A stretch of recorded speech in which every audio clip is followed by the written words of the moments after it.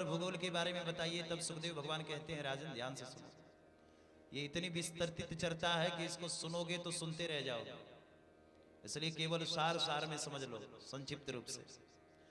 देखो राजन, सबसे पहले हम तुम्हें इस भारतवर्ष के बारे में बताएंगे। इस पृथ्वी के 7 द्वीप हुए जिसमें हम जम्बू द्वीप के वासी हैं।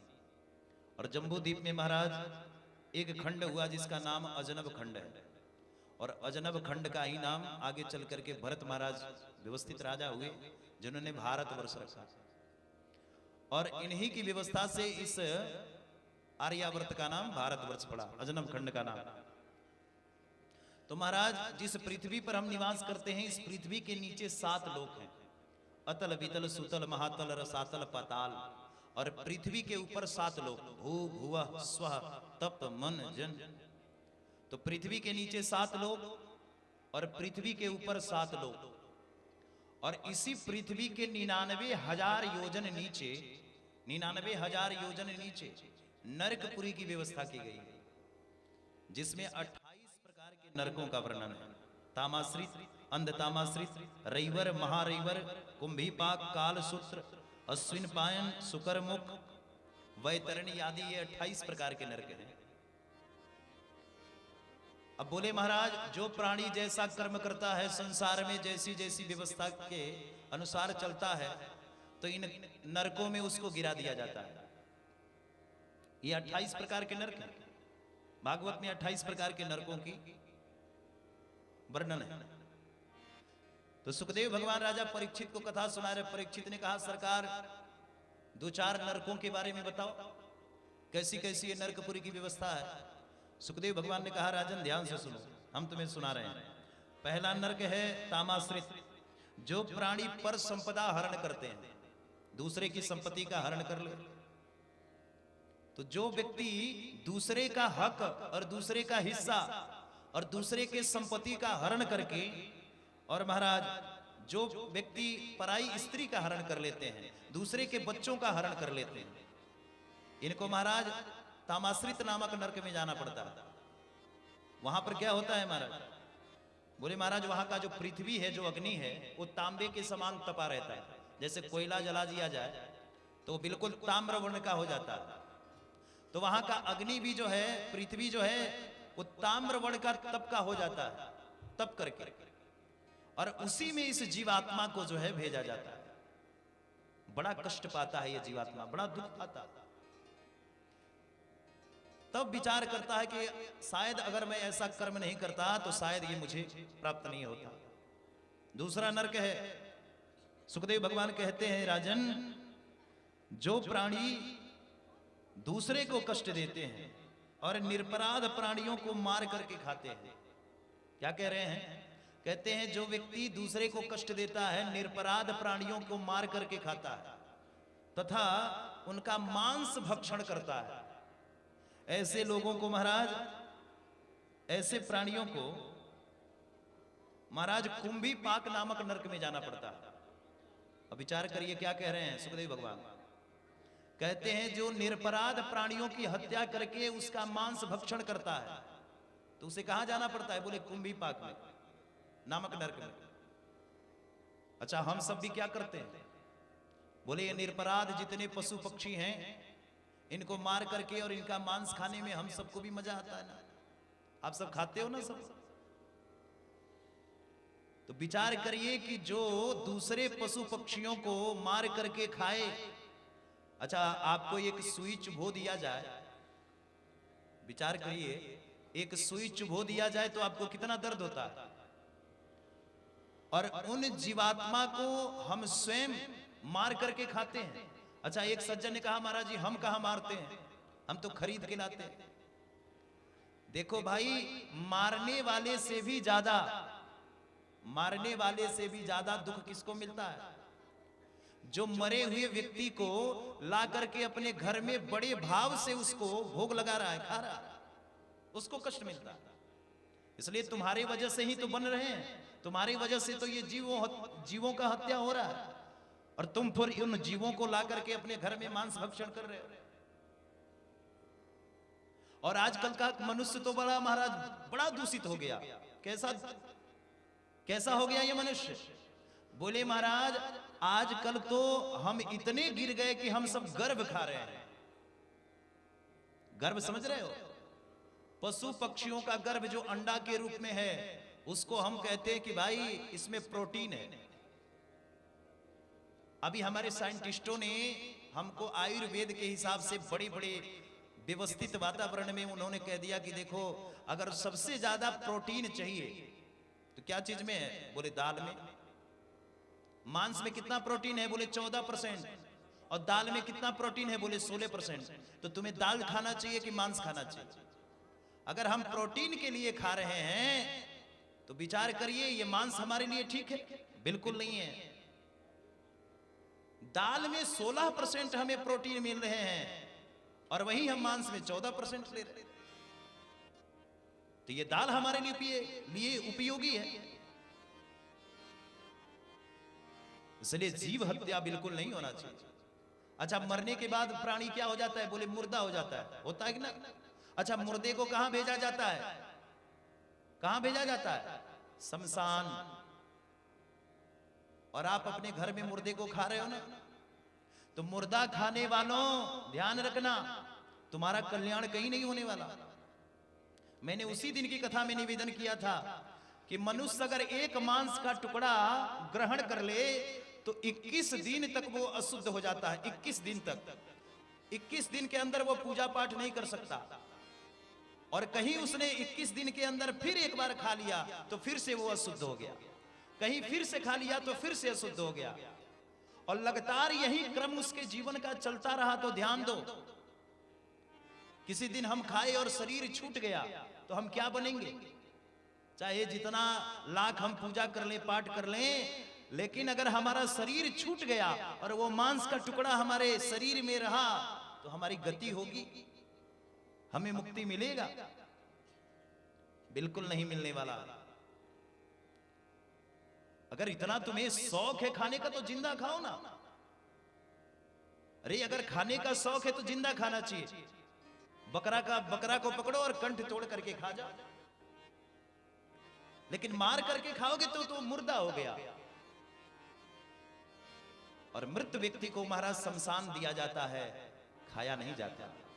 कितने गिर गए हम। क्या सिखा रहा है हमारा सनातन?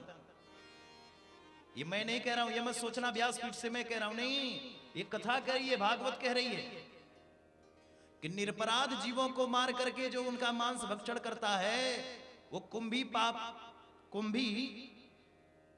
पाक नामक नरक में जाता है। और वहां पर क्या होता है? बोले महाराज बड़े बड़े कड़ा हैं जहां तेल रख दिया जाता है, गर्म होता है उस कड़ा में, और जैसे हम पकौड़ा छानते हैं ना वैसे ही मनुष्य को पकड़ करके उसमें डाल दिया जाता है। इतना भयंकर कष्ट मिलता है इस मनुष्य को। अब विचार करिए एक मांस के टुकड़े खाने से, और इतना भयंकर कष्ट। एक सज्जन बोले महाराज जी हम देख कैसे पाते हैं? शरीर तो यहीं छूट जाता है। देखो 3 प्रकार का शरीर है। ये जो शरीर में हम जी रहे हैं ये शरीर क्या है? तो देखो ये मृत शरीर है, यहीं पर छोड़ देना पड़ता है। दूसरा शरीर कौन सा शरीर लेकर के हम जाते हैं? तो सूक्ष्म शरीर के माध्यम से हमें यातनाएं भोगनी पड़ती है। जैसा हम कर्म करते हैं वैसे यातनाएं हमको भोगनी पड़ती है। और जब हमारा कर्म पूरा हो जाता है, प्रक्रिया पूरा हो जाती है, तो कारक शरीर हमें प्राप्त होता है। और वही कारक शरीर जो है फिर पुनरपि जननम पुनरपि मरणम पुनरपि जनने जठरे शयनम, बार बार जो आयागमन का चक्कर है वो बार बार ये संसार में आना पड़ता है। जैसा हम कर्म करते हैं उस हिसाब से हमें संसार में हमें ये शरीर प्राप्त होता है और संसार में हमें फिर आना पड़ता है। इसलिए हमें कर्म बिल्कुल शुद्ध करना चाहिए, अच्छे कर्म करना चाहिए। माया के वो पुजारी आगे की खबर तो कर, और एक घर को छोड़ के एक घर जाना भी है, इसका भी तो ख्याल करना है। लेकिन पता चला कि हम माया और प्रपंच में इतना लग गए कि इसी घर की सजावट में पूरा जीवन बीत गया। अरे भाई घर में क्या चल रहा है? तो किसी सज्जन ने कहा महाराज मेरे घर में तो टाइल्स लग रहा है, मेरे घर में तुम्हारा क्या कहें झोपड़ी था, महल बनवा रहा हूं। अब क्या कहूं, लैट्रिन बाथरूम ठीक नहीं था, उसको बनवा दिया मैंने, सारा घर सुसज्जित कर दिया। अरे माया के ओ पुजारी, आगे की भी खबर कर, आगे भी तो एक घर है। जीवन बिता दिया एक ही घर सजाने में, जिस घर को हमें छोड़ देना है, जिस घर को हम सजा रहे हैं, इस घर को छोड़ देना है। और घर कौन सा है? कौन सा घर है? तो एक यहां भी घर है, एक वहां भी घर है, उस घर में जाना है। अब ये मत सोचना कि इस घर को बना लिया तो एक हम जाकर के अमेरिका में बना लेंगे तो हमें अमेरिका मिलेगा। एक घर यहां नहीं, पटना में जाके बना लिया तो पटना मिलेगा, नहीं। दो ही जीवन में घर है, घर चाहे जितना बना लो, लेकिन जीवन में दो ही घर है, जहां तुम पैदा हुए और मरने के बाद जहां तुम्हें जाना है, यही घर है। इसलिए एक घर को तो तुमने सजा लिया, लेकिन दूसरा घर का तो तुमने विचार ही नहीं किया कि हम जाएंगे तो वहां कैसे रहेंगे। इसलिए माया के प्रपंच में ऐसे हम बंध गए कि माया के वो पुजारी आगे की खबर भी नहीं है कि हमें जाना भी है। इसलिए प्यारे, समय है, समय की व्यवस्था के हिसाब से चलना पड़ेगा। अरे जीवन तो भैया हम इसका उपयोग कर लें, बस यही, इसी से कल्याण हो जाएगा। सुखदेव भगवान कहते हैं, परीक्षित, निरपराध प्राणियों को कभी मारना नहीं चाहिए। जो हमारे कुछ नहीं बिगाड़ते उनका भी हमें कुछ बिगाड़ना नहीं चाहिए। क्यों? बोले महाराज, ऐसा जो कर्म करेगा कुंभी पाक नामक नरक में जाना पड़ेगा। सुखदेव महाराजन, और हम तुम्हें बता दें, जो घर में आए हुए अतिथियों को देख करके आंख दिखाता है, ध्यान से सुनना, जो घर में आए हुए अतिथियों को देख करके आंख दिखाता है, महाराज अतिथियों का ठीक से सत्कार नहीं करता। माताओं का ढेर काम होता है इसमें, है ना। घर में 4 लोगों का भोजन बना, 5 लोग आ गए तो माताएं आंख दिखाती है ना। 4 ही लोगों का बना था, 5 लोग आ गए। तो महाराज जो अतिथियों का सत्कार नहीं करता और अतिथि को बुला करके आंख दिखाता है, तो ऐसे प्राणियों को महाराज वज्रतुंड नामक नरक में जाना पड़ता है, जहां पर क्या होता है, बड़े बड़े गिद्ध होते हैं महाराज। और वो गिद्ध क्या करते हैं? बोले नेत्रों को नोच लेते हैं। जब नरकपुरी की व्यवस्था बताई, इसमें भी एक प्रकार का नरक बताया, वैतरणी। कहा राजन, वैतरणी एक ऐसा नरक है, एक ऐसी नदी है, हम जितने भी पापित कर्म करते हैं हमें वैतरणी में डाल दिया जाता है। वैतरणी एक पीप की नदी है, गांव में जो पीप हो जाता है, मांस मज्जा पीप से बनी हुई नदी, इस नदी में इस मनुष्य को डाल दिया जाता है। 1000 कष्ट, 1000 जीवाणु, 1000 कीटाणु, कई कई महाराज बड़े बड़े नुकीले जंतु इसमें रहते हैं, जो महाराज इस शरीर को नोच नोच के खाते हैं। और फिर हम विचार करते हैं कि शायद ऐसा कर्म किया नहीं होता तो महाराज हमें ये नरक नहीं मिलता। सब प्रकार के नरकों के बारे में बताया सुखदेव जी महाराज। परीक्षित ने सुना तो परीक्षित थर थर कांपने लगे। परीक्षित ने कहा, गुरुदेव अब आगे नरकों की व्यवस्था मत बताओ, बस रहने दो, क्योंकि आप जो बता रहे हो इसको सुन करके मैं थर थर कांप रहा हूं। सुखदेव भगवान कहते हैं, राजन, जिसने अपने जीवन में एक मच्छर तक को भी मारा है उसको 28 प्रकार के नरक भोगने से कोई बचा नहीं सकता। अब कथा सुन लो, क्या कहा सुखदेव भगवान। कहा, अगर जीवन में आपने एक मच्छर तक को भी मारा है तो 28 प्रकार के नरक भोगने के लिए तुम तैयार हो जाओ, तुम्हें जाना ही पड़ेगा। तुम्हें कोई बचा नहीं सकता, कोई रोक नहीं सकता, जाना ही पड़ेगा, सुनिश्चित है। अगर तुमने किसी को मारा है तो। परीक्षित ने कहा, गुरुदेव, तो मनुष्यों से तो बहुत सारी गलतियां हो जाती हैं, बहुत सारे कर्म हो जाते हैं। माताएं जब घर में भोजन बनाती हैं तो भोजन बनाते समय न जाने कितने जीव जंतु मर जाते हैं, सब्जी काटते समय कितने जीव जंतु मर जाते हैं, हम चलते हैं तो न जाने कितने जीव जंतु दब के मर जाते हैं, खेतों में काम करते हैं, घास काटते हैं, उसमें न जाने कितने जीव जंतु मर जाते हैं। तो कई प्रकार के हमसे नरक, कई प्रकार से हमसे पाप बनते रहता है। तो हमारा कल्याण कैसे होगा, इन मानवों का कल्याण कैसे होगा। सुखदेव भगवान ने कहा, राजन, हम तुम्हें एक बहुत बढ़िया उपाय बताते हैं। अगर जीवन में तुमने कोई पाप किया है तो तुम्हें नरक तो भोगना पड़ेगा, लेकिन अगर एक बढ़िया तुम कर्म कर लोगे तो तुम्हारा कल्याण हो जाएगा। इसलिए राजन, कपड़ा जब मैल हो जाए, कपड़ा जब मैल हो जाए तो इस मैल को छुड़ाने के लिए क्या करना पड़ेगा? बोले डिटर्जेंट का काम करने वाला कोई साबुन लाना पड़ेगा, और वही साबुन को लगा लगा करके कपड़ा के मैल को साफ करना पड़ेगा, तभी तो कपड़ा स्वच्छ होगा। परीक्षित ने कहा गुरुदेव तो ये नरक बनाया क्यों गया? सुखदेव भगवान कहते हैं नरक इसलिए बनाया गया कि प्यारे, जब कपड़ा बहुत ज्यादा मैल हो जाता है, थोड़ा सा मैल रहे तो अपने घर में धुल लो, लेकिन जब बहुत ज्यादा कपड़ा मैल हो जाता है, मैला कुचैला हो जाता है, तो उसको धोबी घाट भेजा जाता है। और धोबी क्या करता है? बोले कपड़ा को पीट पीट करके सारा मैल बाहर कर देता है। उसी प्रकार से हम थोड़ा पाप कृत कर्म करते हैं तब तो कल्याण हो जाता है, लेकिन जो दिन रात पाप कृत कर्म में लगे ही हैं तो उनके लिए नरकपुरी बनाए गए। वहां पर यम के दूत अनन्य प्रकार की यातनाओं को भोगते हुए ले जाते हैं और नरकपुरी में पटक देते हैं, और फिर वो जीव कहता है कि शायद ऐसा कर्म हमने किया कि आज मुझे ये भोगना पड़ा। सुखदेव भगवान ने कहा राजन, इस प्रकार से हमारे कर्म हैं।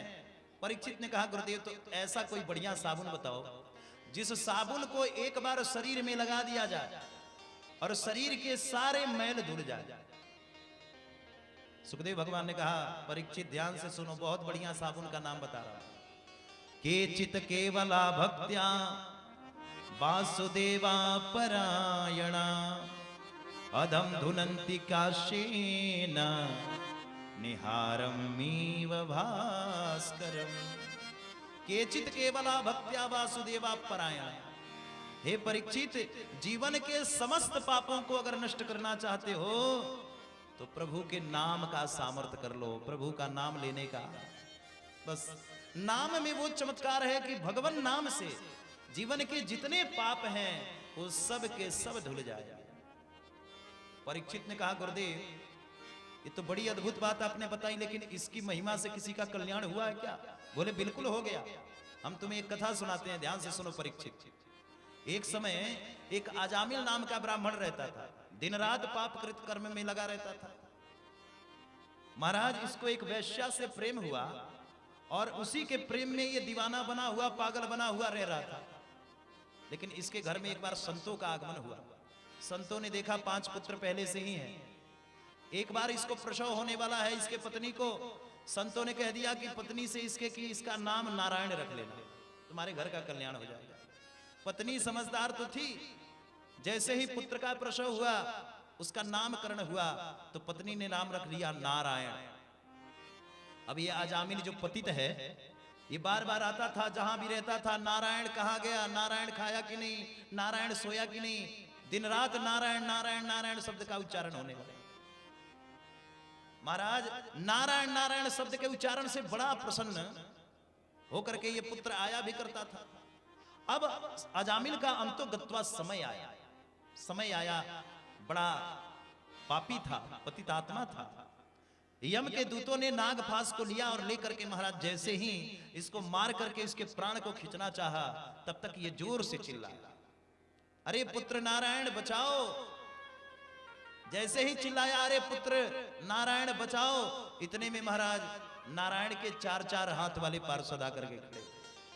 यम के दूतों ने भी प्राण लिया और प्राण लेकर के सब यम के दूत भाग रहे थे। नारायण के दूतों ने कहा ये हमारे स्वामी का नाम लिया है, इसीलिए लाओ ये प्राण मुझे दे दो। अब दोनों में युद्ध होने लगा। नारायण के 4 हाथ वाले पार्षद यम दूतों को खूब मारा और खूब मार करके महाराज और प्राण को लेकर के निकल गए। यमदूत गए और जाकर के यमपुरी में यमराज के सामने महाराज अपनी राज्य सत्ता सौंप दी। अपने जितने अस्त्र शस्त्र थे सब सौंप करके कहा कि महाराज क्षमा करें, आज के बाद हम किसी प्राणी का प्राण लेने नहीं जाएंगे। हम गए और देखो पीट करके चले आए, आप ही ने भेजा था। यमराज ने कहा क्या हुआ? इन लोगों ने कहा महाराज एक बड़ा पापी व्यक्ति था, उसी का प्राण लेकर के आ रहे थे, उसने जोर जोर से चिल्लाया अरे पुत्र नारायण बचाओ। वो तो अपने पुत्र का नाम ले रहा था। तब तक 4 हाथ वाले पार्षद आए और बलपूर्वक हमको मार करके और प्राण लेकर के निकल गए, बलपूर्वक मारे। तुरंत यमराज दौड़े और जाकर के यमदूतों के मुख पर हाथ रख दिए, भैया जोर से मत लेना। तुम सब बार बार मुझसे पूछते थे ना कि प्रभु आप तो परम स्वतंत्र हो, क्योंकि आपके सानिध्य में ये सारे जीवात्मा पलते हैं, लेकिन आपसे बड़ा भी कौन है जिसका नाम आप उच्चारण करते हो, स्मरण करते हो? तो मैं भी इसी नारायण का नाम स्मरण करता हूं।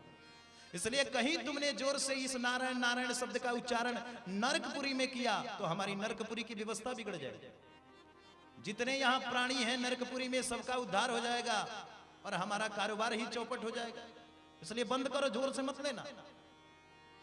यमदूतों ने कहा सरकार तो आप ही बता दीजिए किसको लेके आना है, किसको लेके नहीं आना है। बोले नोट करो, हम तुम्हें बता रहे हैं किन किन प्राणियों को नरकपुरी से लेके आना है और किनको किनको नरकपुरी से लेके नहीं आना है। जिह्वान वक्तु भगवान। देखो, जिसने अपने कभी जिह्वा से प्रभु का नाम स्मरण न करे, अपने कानों से भगवान की कभी कथा न सुने, गले में तुलसी रुद्राक्ष की माला न पहने और जिसके आंगन में तुलसी का पौधा ना हो, मरते समय तुलसी का वृक्ष न हो, तो ऐसे प्राणियों को बलपूर्वक लेकर के तुम आओ, यमपुरी ही पहुंचा दो। लेकिन जिसके आंगन में तुलसी का पौधा हो और मरते समय उसके पचाठी पर तुलसी और रुद्राक्ष का पौधा हो और गले में तुलसी रुद्राक्ष की माला हो और जिसने अपने जीवन में प्रभु का नाम स्मरण किया हो, कंड कनिकाओं से भगवान की कथा सुना हो, ऐसे प्राणियों को तुम्हें लेके नहीं आना। अगर तुम भूल से भी ऐसे प्राणियों को लेकर के आए तो जो हाल आज तुम्हारा हुआ है यही हाल सदा तुम्हारे साथ होता रहेगा। यमदूतों ने क्षमा याचना की और यमदूत वहां से निकल गए। सुखदेव भगवान राजा परीक्षित को कथा सुनाए, परीक्षित प्रसन्न हुए। अब परीक्षित ने कहा गुरुदेव, आपने जिस ध्रुव चरित्र की पावन कथा को हमारे साथ हमारे समक्ष छोड़ दिया था, इस पावन ध्रुव चरित्र की कथा के बाद हमें और भी कथा सुनाओ। तब सुखदेव भगवान कहते हैं राजन, हम तुम्हें इस पावन ध्रुव चरित्र के वंशजों के बारे में तो कथा सुनाया, आगे चल करके हम तुम्हें प्राचीन बरही के बारे में बताते हैं। और प्राचीन बरही के महाराज आगे पुत्र हुए प्रचेता, प्रचेताओं की कथा हम तुम्हें सुनाते हैं। और आगे चल करके इसी प्रचेताओं का विवाह हुआ वृक्षों की कन्या के साथ, जिसका नाम है वाक्षी। वाक्षी से पुत्र हुआ जिसका नाम है दक्ष, और दक्ष ने चल करके वास्किन कन्या के साथ 10,000 पुत्रों को जन्म दिया। दक्ष ने 10,000 पुत्रों को जन्म दिया। नारद जी महाराज पहुंचे, जब सुने कि दक्ष ने 10,000 पुत्रों को जन्म दिया है, नारद जी महाराज का आगमन हुआ। नारद जी ने कहा बच्चों आओ हम तुम्हें कुछ सवाल करते हैं, हम तुमसे कुछ सवाल करते हैं। बच्चों ने कहा पूछो महाराज। नारद जी ने कहा ये बताओ कि इस संसार में ऐसा कोई बिल देखा है कि जिस बिल में एक बार कोई चला जाए तो बाहर ना आए? बच्चों ने कहा नहीं महाराज। तो ये बताओ ऐसी कोई नदी के बारे में बताओ जो नदी दोनों तरफ से बहती है। बच्चों ने कहा महाराज हम तो नहीं जानते। तो ठीक है, अगर तुम नहीं जानते तो ये बताओ कि माया के पति का नाम कुसंचली, कुसंचली जो माया है उसके पति का क्या नाम है? बच्चों ने कहा महाराज हमें तो पता नहीं। नारद जी ने कहा कि देखो तुम्हें कुछ पता नहीं। बच्चों ने कहा महाराज तो आप ही बता दो। नारद जी ने कहा अभी हमने तुमसे पूछा कि दोनों तरफ बहने वाली नदी का नाम बताओ। अरे दोनों तरफ बहने वाली ये जो नदी है इसका नाम है माया। माया चारों तरफ से बहती है। माया के प्रपंच में जो एक बार फंस गया तो ना वो बाहर निकल सकता है और ना ही वो अंदर जा सकता, इसलिए माया इतनी प्रबल है। और हमने तुमसे प्रश्न किया कि पुसंचली माया का पति, बोले माधव। माधव की जब तक शरणागति कोई स्वीकार नहीं करेगा तब तक उसका कल्याण नहीं होने वाला। बच्चे जब सुने तो बच्चे सब प्रसन्न हो गए और महाराज 10,000 पुत्र विरक्त हो गए, साधु बन गए। अब फिर से इस दक्ष ने 1,000 पुत्रों को जन्म दिया। 1,000 पुत्रों को जन्म दिया। फिर से नारद जी महाराज पधारे, 1,000 पुत्रों को फिर से महाराज विरक्त कर दिया। तब तो प्रजापति इस दक्ष को बड़ा क्रोध आया। अहो असाधु साधु नाम साधु लिंगे नास्तव। अरे साधु, मेरे 11,000 पुत्रों को तुमने संत बना दिया, इसलिए जाओ हम तुम्हें श्राप देते हैं। श्राप ये देते हैं कि 2.5 घड़ी से ज्यादा एक जगह तू टिक नहीं पाएगा। नारद जी को श्राप दे दिया दक्ष ने, इसलिए नारद जी महाराज 2.5 घड़ी से ज्यादा 48 मिनट से ज्यादा कहीं रहते नहीं, जहां भी रहते हैं नारायण नारायण करते रहते हैं, एक जगह ही स्थिर नहीं रहते। नारद जी को श्राप दे दिया। अब दक्ष ने जाकर के 60 कन्याओं को जन्म दिया, और 60 कन्याओं को जन्म दिया। इसी में आगे चल करके कश्यप जी हुए। एक कन्याओं का विवाह कश्यप जी के साथ हुआ, जिसमें दीति नाम की जो कन्या है, इनसे हुए दैत और अदिति से हुए देवता। दैतों में महाराज एक बड़े प्रसिद्ध दैतों ने कश्यप जी ने एक दैतों में से दीति के गर्भ से एक रचना नामक पुत्री को जन्म दिया। और रचना का जब जन्म दिया तो इससे एक ऋषि का उत्पत्ति हुआ, जिसका नाम था त्वष्टा मुनि। त्वष्टा ऋषि के पुत्र हुए विश्वरूप जी महाराज। बड़े ज्ञानी है विश्वरूप जी महाराज। एक बार देवताओं ने विश्वरूप जी को अपना गुरुदेव बनाया। देवताओं ने विश्वरूप जी को अपना गुरुदेव बनाया। किस लिए गुरुदेव बनाया? तो देवताओं के गुरु जी हैं बृहस्पति जी महाराज। बृहस्पति जी देवताओं के पास पहुंचे, और जैसे ही बृहस्पति जी देवताओं के पास पहुंचे, देवताओं ने बृहस्पति जी का स्वागत नहीं किया, गुरु जी की निंदा करने लगे। गुरु जी देवताओं के समीप से अंतर ध्यान हो गया। अब देवताओं ने सोचा गुरु जी तो है नहीं, अब कैसे हमारा राज्य चलेगा, कैसी व्यवस्था चलेगी? तो जाकर के ब्रह्मा जी से कहा। ब्रह्मा जी ने कहा कि देखो, इस समय संसार में एक बड़े प्रसिद्ध महाराज धर्म धुरंधर, जिनको सर्व शास्त्र का ज्ञान है, विश्वरूप जी महाराज है, इनको अपना गुरु जी बना लो। विश्वरूप जी महाराज जाकर के देवताओं ने जब विश्वरूप जी से आग्रह किया, विश्वरूप जी को कहा, तो विश्वरूप जी महाराज ने इनकार कर दिया, नहीं, हमको तो पुरोहित कर्म नहीं करना, हमको पुरोहित नहीं बनना। अच्छा, पुरोहित बनने से क्यों इनकार कर दिया? बोले दुनिया के जितने भी कर्म हैं उस सब से निकृष्ट कोई कर्म है तो पुरोहित कर्म है, सबसे दूषित कोई कर्म है तो पुरोहित कर्म है। अच्छा, इस कर्म को करने से क्या? बोले पुरोहित करता क्या है? बोले जजमान का पाप खाता।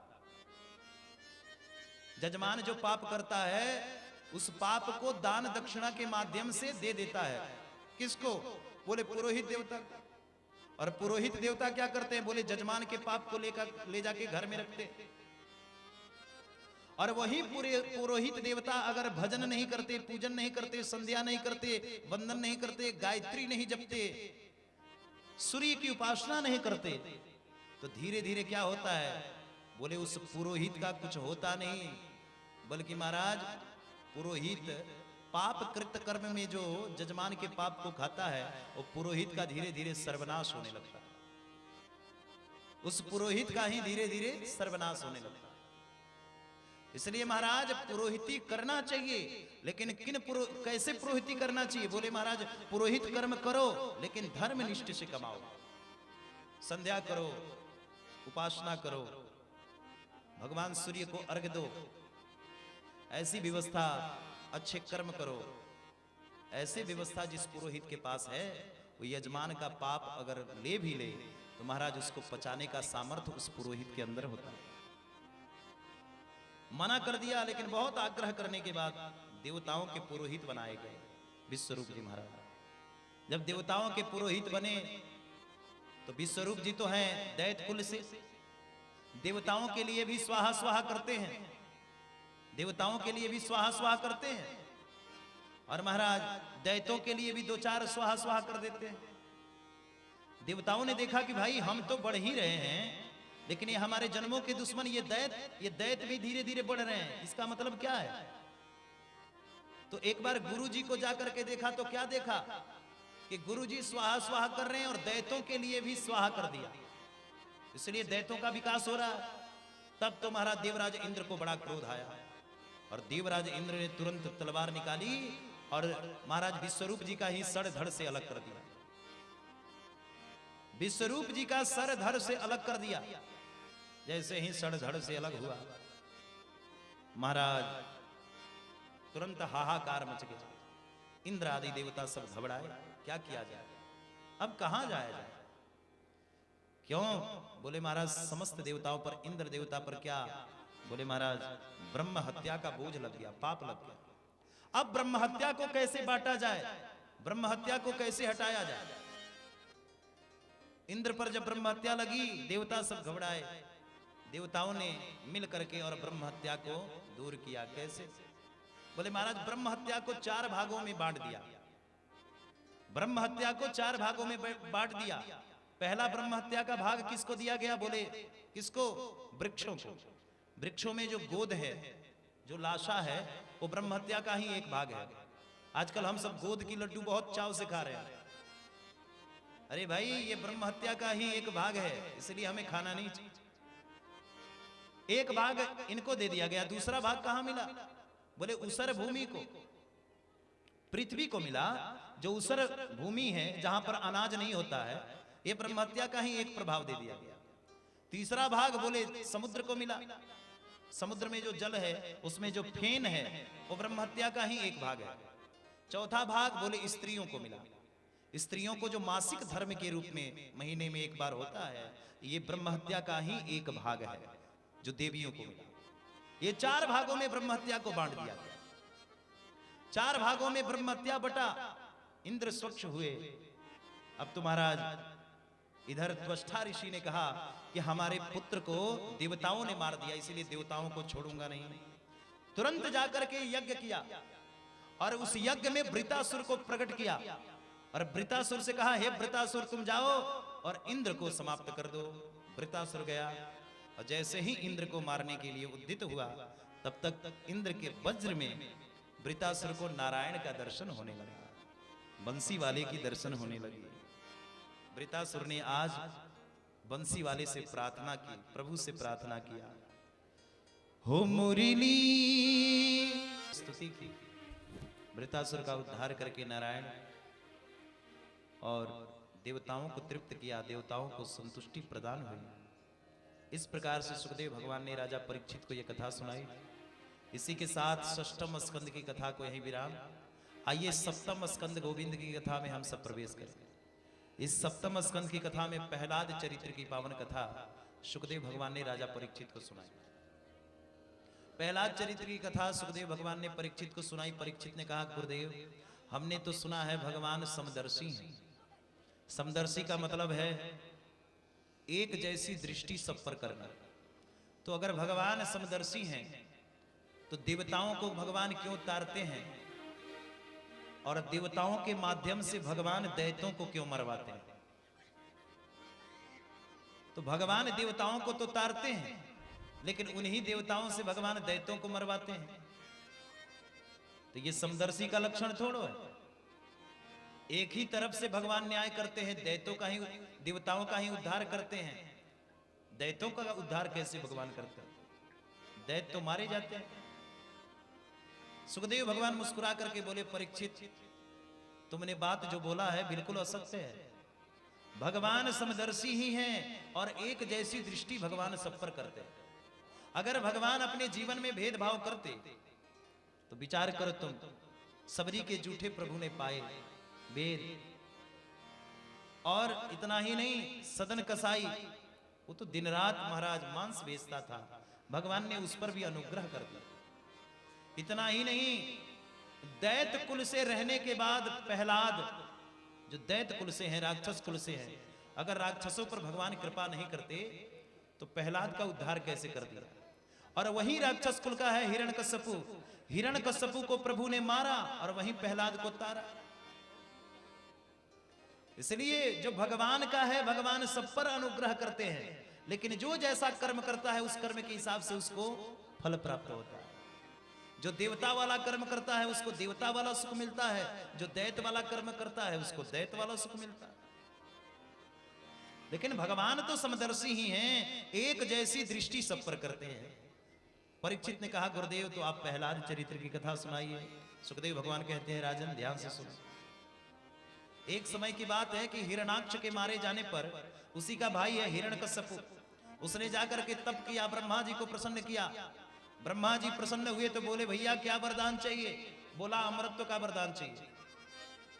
ब्रह्मा जी ने कहा, भैया संसार में कोई अमर नहीं है, जो आया है संसार में सबको जाना पड़ेगा, जो आया है उसे जाना पड़ेगा, अमर कोई नहीं।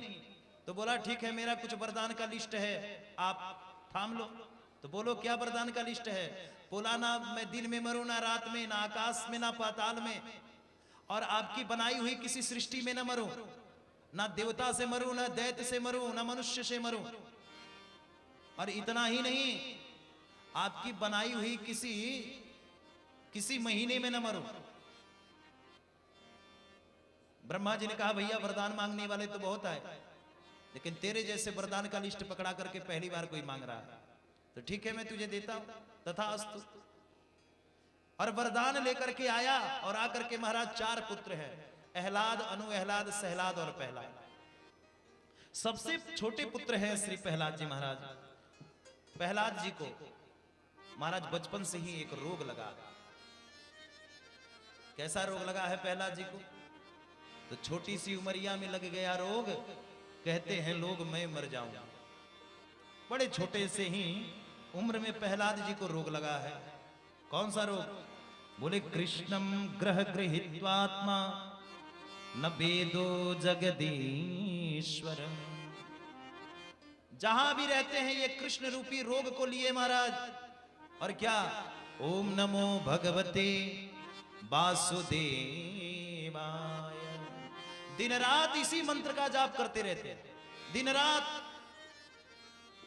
यही मंत्र का जाप चलते रहता है। अच्छा भैया, सब रोग का अलग अलग लक्षण होता है।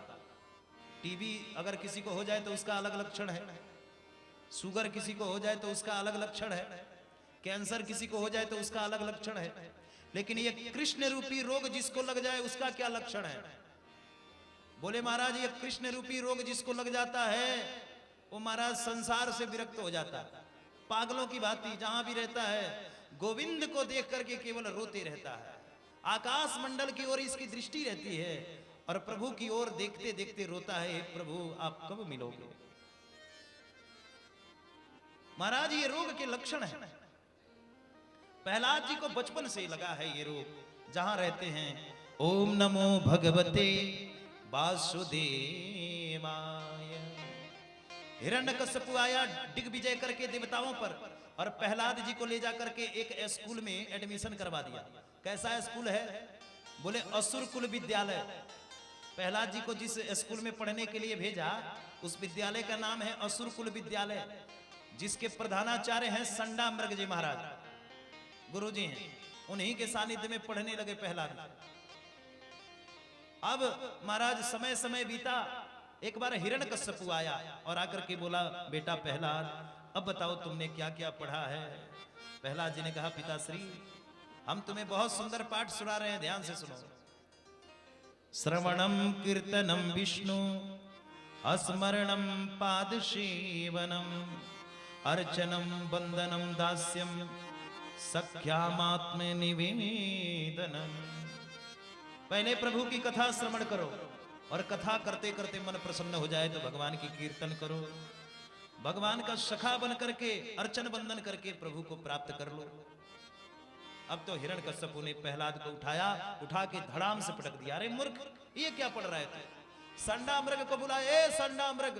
थर थर कांपते हुए आए संडा मृग। क्या हुआ सरकार, आजकल मेरे बच्चे को क्या पढ़ा रहे हो? तो महाराज आपके बच्चे को मैं क्या पढ़ाऊंगा? आपका बच्चा तो पढ़ा पढ़ाया आया है महाराज, हम कुछ नहीं पढ़ाता, ये तो अपने से पढ़ लेता है। लेकिन महाराज एक अवसर दो, मैं इसको बिल्कुल ठीक कर दूंगा। संडा मृग ले गए और ले जाकर के प्रहलाद को बहुत मारा। अरे मूर्ख तू तो असुर कुल का कंटक बन गया, तेरे माता पिता तुझे आसुरी विद्या पढ़ाना चाहते हैं, ये क्या नारायण नारायण का रट लगाए हो? प्रहलाद जी कहते हैं गुरुजी आप भी एक बार चख लो, आपको भी आनंद आएगा, इसका इतना प्रभाव है। ध्यान से सुनना। देखो इस संसार में शिक्षा सभी ग्रहण करते हैं, लेकिन देखो दो प्रकार के शिक्षक हैं, एक है गुरुजी और दूसरे हैं मास्टर जी। एक को हम गुरुजी कहते हैं और दूसरे को मास्टर जी कहते हैं। मास्टर जी कहां रहते हैं? बोले स्कूल में। और गुरुजी कहां रहते हैं? गुरुजी कहां रहते हैं? गुरुजी का एक अपना स्वरूप है। अच्छा मास्टर जी क्या पढ़ाते हैं? मास्टर जी हमें क्या पढ़ाते हैं? बोले शिक्षा। और गुरु जी हमें क्या देते हैं? बोले दीक्षा। तो गुरु जी के द्वारा हमें दीक्षा मिलता है और मास्टर जी के द्वारा हमें शिक्षा मिलता है। अच्छा, शिक्षा से क्या क्या हम प्राप्त कर सकते हैं? शिक्षा से हमें जो मिलेगा, जैसे मिलेगा, गुरु जी ने जो बताया, सरकार ने जो सिलेबस नोट करके दे दिया वही पढ़ाना है। अब सरकार ने स्कूल में कह दिया कि ग मीन्स गणेश पढ़ाओ, तो मास्टर जी ग मीन्स गणेश पढ़ाने लगे। सरकार ने कहा कि ग मीन्स गणेश पढ़ा रहे हो, सांप्रदायिक व्यवस्था फैल जाएगा, दूसरे संप्रदाय वाले इसका बुरा मानेंगे, इसलिए ग मीन्स गधा पढ़ाओ। तो गुरु जी ग मीन्स गधा भी पढ़ाने लगे मास्टर जी, क्योंकि सरकार ने जो सिलेबस नोट करके दिया है वही मास्टर जी को पढ़ाना है। मास्टर जी अलग से नहीं पढ़ा सकते। लेकिन गुरु जी बोले दिव्य ज्ञान, जो हमारे वेद पुराण शास्त्रों के जो निचोड़ है, गुरुदेव कभी दीक्षा देने में, शिक्षा देने में कभी कोई भेदभाव नहीं करते। उनके सामने तो महाराज बड़ी बड़ी व्यवस्था भी नहीं चलती। क्यों? क्योंकि हमारे यहाँ तो शास्त्रों का विधान है, शास्त्र की शिक्षा दी जाती है। देखो, शिक्षा और दीक्षा में थोड़ा अंतर है। शिक्षा हमें क्या सिखाती है? बोले शिक्षा हमें यह सिखाती है कि दूसरे का धन, दूसरे का पैसा, दूसरे का वैभव कैसे हमारे पास आ जाए। और दीक्षा हमें क्या सिखाती है? बोले दीक्षा हमें सिखाती है सर्वे भवन्तु सुखिनः सर्वे सन्तु निरामया। हम सुखी हैं और पूरा विश्व सुखी रहे। शिक्षा केवल मस्तिष्क का विकास कर सकता है, लेकिन दीक्षा तो हमारे पूरे मस्तिष्क से लेकर के और हृदय का भी विकास कर सकता है। शिक्षा चालाकी और चतुराई का नाम है, लेकिन दीक्षा करुणा और प्रेम का नाम है। शिक्षा हमें पैसा कमाना सिखाती है, लेकिन दीक्षा हमें समाज में रहना सिखाती है। यही शिक्षा और दीक्षा में अंतर है। इसलिए आज जो मास्टर जी ने शिक्षा दी, संडामृग ने, प्रहलाद जी ने कहा गुरु जी ये शिक्षा हमें तो प्राप्त नहीं करना, हमें नहीं लेना, हमें तो गोविंद से काम है। और बस प्रहलाद जी धर्म शास्त्र की शिक्षा लेकर के और आनंद पूर्वक एक बार फिर से आया। प्रहलाद को देखा, आज हिरण्यकश्यप ने प्रहलाद को पकड़ा। क्यों रे प्रहलाद, क्या कर रहा है? प्रहलाद जी ने कहा पिताश्री मैं तो प्रभु का जप कर रहा हूं। तुरंत आदेश दिया सैनिकों को, जाओ और बड़े बड़े चट्टानों से इस असुर कुल के कंटक को समाप्त कर दो। प्रहलाद जी को जाकर के पकड़ करके असुरों ने और आकाश मंडल से फेंक दिया, बड़े बड़े चट्टानों से फेंक दिया। लेकिन प्रहलाद जी तो एक ही मंत्र जाप करते हैं, ओम नमो भगवते वासुदेवाय। इस मंत्र का इतना प्रभाव है कि महाराज इस मंत्र को कोई 48 लाख जप कर ले तो बड़े बड़े सिद्धों को देखने की ताकत उसके अंदर आ सकती है। बड़े बड़े सिद्धों को देखने की ताकत 48 लाख अगर इसका जप हो जाएगा, वो अपने दृष्टि से बड़े बड़े सिद्धों को देख सकता है। इस मंत्र का इतना चमत्कार है, इतना प्रभाव। यही मंत्र का जाप करने लगे श्री प्रहलाद जी महाराज। इसी बीच में होलिका आई और बोली हिरण्यकश्यपु से, भैया तुम चिंता ना करो, प्रहलाद को दे दो, हम मार देंगे इसे, हमको वरदान है, मैं कभी जल नहीं सकती। होलिका लेकर के चिता पर बैठ गई प्रहलाद जी को, और महाराज प्रहलाद जी बुआ की गोद में बैठ करके और ओम नमो भगवते वासुदेवाय, चिता में आग लगा दी गई और महाराज सनई सनई होलिका जलने लगी। होलिका ने कहा अरे क्या हो रहा है हे ब्रह्मदेव, मुझे तो वरदान है, मैं कभी जल नहीं सकती। ब्रह्मा जी ने कहा होलिके तुमने इसका दुरुपयोग किया है, इसलिए अब तुम्हें समाप्त होना पड़ेगा। होलिका समाप्त हो गई, राख बन गई, और उसी राख के ढेर पर बैठे प्रहलाद ओम नमो भगवते वासुदेवाय। हिरण्यकश्यप भाग करके आया, प्रहलाद से पूछा अरे प्रहलाद बुआ जी किधर गई? प्रहलाद जी ने कहा पिताश्री बुआ जी तो धुआं हो गई, समाप्त हो गई। महाराज तुरंत प्रहलाद को पकड़ा, क्यों रे मूर्ख, बोल तेरे ईश्वर कहां रहता है वो? प्रहलाद जी ने कहा पिताश्री मेरे ईश्वर तो सब जगह है, सब जगह विराजमान है, जहां देखोगे वहीं प्रभु हैं। सियाराम कथा कितनों ने सुनी, तुलसी जैसा अनुराग कहां, नरसिंह बसे प्रति खंभन में, पड़ काढ़न को प्रहलाद कहा। भगवान तो प्रति खंभन में है, लेकिन कोई काढ़ने वाला प्रहलाद चाहिए, तभी भगवान प्राप्त हो सकते हैं, मिल सकते हैं। तुरंत प्रहलाद को पकड़ा, और पकड़ करके जैसे ही प्रहलाद को कहा कि इस खंभे में भी हैं, प्रहलाद जी ने निष्ठा भाव से कहा, पिताश्री इस खंभे में भी मेरे प्रभु हैं। लिया गदा और जैसे ही खंभे पर वार किया, नरसिंह भगवान का प्रादुर्भाव हो गया। बोल नरसिंह भगवान की जय। और तुरंत नरसिंह भगवान ने पकड़ करके हिरण्यकश्यपु का और महाराज अपने नासिका रंध्र से वक्ष वस्त्र चीर करके कौल कलेजा निकाल करके गर्दन पर रख लिया। हाहाकार मच गए, सारे देवताओं ने आकर के दिव्य स्तुति करी। प्रहलाद जी आकर के भगवान के समीप बैठे, भगवान प्रहलाद जी को चाटने लगे अपने जिह्वा से। देखो, मां का अपमान कर दोगे मां सहन कर लेगी, लेकिन कहीं मां के बेटे को हाथ लगा दिया तो मां से सहन नहीं होता। उसी प्रकार से भगवान का अपराध कर दोगे, भगवान सहन कर लेते हैं। अपना अपराध प्रभु सहन कर लेते हैं, लेकिन कहीं भक्तों का अपराध किया तो भगवान सहन नहीं करते, भगवान से सहन नहीं होता। इसलिए भगवान अपना अपमान स्वीकार कर लेते हैं, भक्तों का अपमान बिल्कुल स्वीकार नहीं करते। भगवान का स्वभाव है। इस प्रकार से सुखदेव भगवान ने राजा परीक्षित को प्रहलाद चरित्र की दिव्य कथा सुनाई। अब सुखदेव भगवान कहते हैं, परीक्षित अब हम तुम्हें अष्टम स्कंद की कथा सुना रहे हैं, जिसमें मनुमंत्रों की चर्चा। मनुमंत्र किसे कहते हैं, ध्यान से कथा सुने। अब कथा का आज थोड़ा लंबा भी है, इसलिए कथा को संक्षिप्त भाव से सारे प्रसंगों को धीरे धीरे करके 10वें स्कंद तक कथा पहुंचा। 2 स्कंद की कथा, अष्टम और 9वां स्कंद की कथा, उसके बाद कन्हैया का पुनः हम सब जन्म महोत्सव की कथा में भी प्रवेश करेंगे। इसलिए भाव से बैठिए सभी लोग। बोल भक्त वत्सल भगवान की जय, बांके बिहारी लाल की जय। हर हर महादेव शंभो। आओ पहले एक प्यारा सा भजन हम सभी लोग श्रवण कर लें। पिताजी जब मर गए तो पिताजी के मरने के बाद विचार किया कि चलो भाई पिताजी की अस्थियों को हरिद्वार ले जाकर के गंगा जी में प्रवाहित कर देंगे।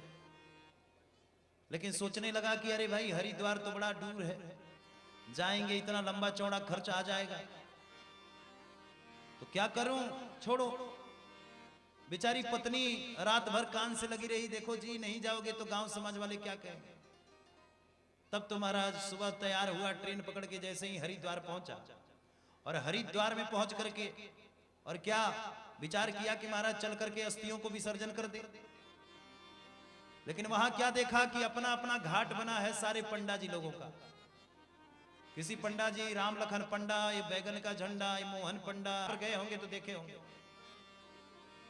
इसने सोचा कि चलो हम भी चल करके दे दें, लेकिन बोला कि अरे भाई चले जाएंगे अगर तो होगा क्या। बोले महाराज यहाँ कोई ना कोई पंडा जी तो पकड़ ही लेगा और फिर हमसे ढेर सारा धन ऐंठ लेगा, चलो चलते हैं। बहुत दूर चला गया, वहां कोई पंडा जी नहीं थे। बहुत दूर गया, जब कोई पंडा जी नहीं थे तो महाराज धीरे से आया और आकर के क्या किया, बोले वहीं पर वस्त्र आदि खोल करके अपने पिताजी की अस्थियों को लेकर के जैसे ही नीचे गया, नीचे जाकर के जैसे ही ऊपर आया, एक पंडा जी खड़े हो गए। पंडा जी खड़े हो गए और खड़े होकर के बोले, खुशी रहो यजमान, मैं आ गया, लाओ मेरा दक्षिणा निकालो। सेठ बोला, अरे भाई यहाँ तो कोई आप लोगों का काम नहीं था, यहाँ कोई झंडा नहीं था, आपको मैं क्यों दूं। उन पंडा जी ने कहा, देखो यहाँ से 20 किलोमीटर तक मेरा रेंज है, इसलिए देना पड़ेगा। अब पंडा जी की और सेठ जी की छिक होने लगी। पंडा जी बोले, बिना लिए जाने नहीं दूंगा। सेठ बोला, देंगे ही नहीं। धीरे से पंडा जी ने कहा, क्या कहा, पंडा जी ने कहा कि देखो सेठ, जब तुम्हारे यहां मैं आऊं तो कम से कम कुछ नहीं तो एक टाइम भोजन करा देना, मैं तुम्हें छोड़ दूंगा। तो ठीक है महाराज, आओ ना हमारा गया, मैं आपको भोजन करा दूंगा। निकल पड़े। सेठ आया, सोचा कि इतना दूर से ये आएंगे नहीं हरिद्वार से हमारे गांव, तो मैं यहीं सकार लेता हूं, मैं यहीं सकार लेता हूं और कुछ करना नहीं है, आना ही नहीं है।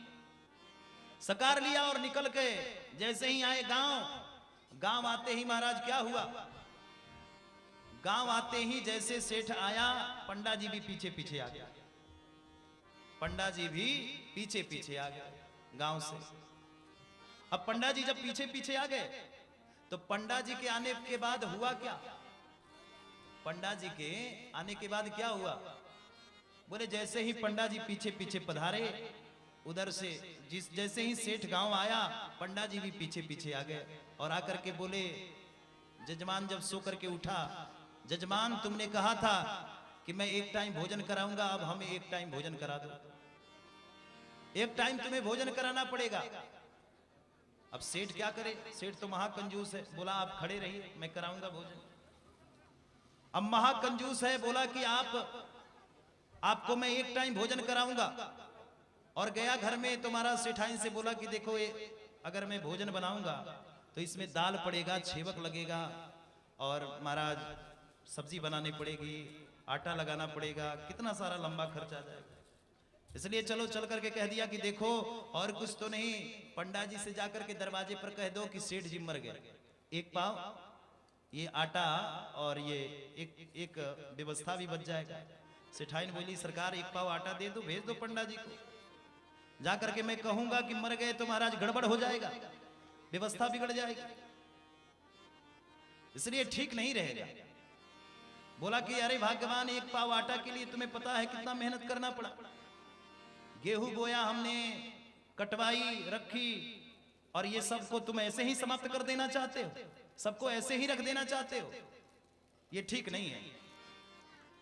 तब तो महाराज आई और आकर के बोली महाराज सेठ जी तो मर गए। पंडा जी बोले कि सेठ बड़ा चालाक है। पंडा जी सब सुन रहे। इधर धीरे धीरे गांव वालों में ये बात फैल गई, गांव वालों में बात फैल गई कि सेठ मर गया। सारे गांव वालों की लाइन लग गई महाराज, सारे गांव वालों की लाइन लग गई, सेठ मर गया। और सेठ लंबा चौड़ा सांस लिए महाराज घर में पड़ा, लंबा चौड़ा सांस लिए। अब सनई सनई हुआ क्या, तो महाराज इधर आकर के और गांव वालों ने देखा कि सेठ जी मर गए, तो महाराज सेठ जी को स्नान ध्यान करके पचाठी पर लिटा दिया, सेठ को ले जाने लगे। पंडा जी ने जाकर के कहा सेठ मैं सब कुछ सुन लिया हूं, एक पाव आटा दे दे सब कुछ छूट जाएगा, एक पाव आटा तुम्हें देना पड़ेगा। सेठ बोला कि भले कुछ भी हो जाए, शमशान घाट चला जाऊं, लेकिन एक पाव आटा देने वाला नहीं। हमारा सनई सनई आगे बढ़ने लगे, शमशान घाट पहुंच गए। पंडा जी ने कान में जाकर के कहा सेठ अब एक पाव आटा दे दे, अगर दे देगा तो तुम्हें छोड़ दूंगा। सेठ बोला कि देखो कुछ भी बनने दो, पचाठी आदि बन रही है तो बनने दो, मैं एक पाव आटा देने वाला नहीं।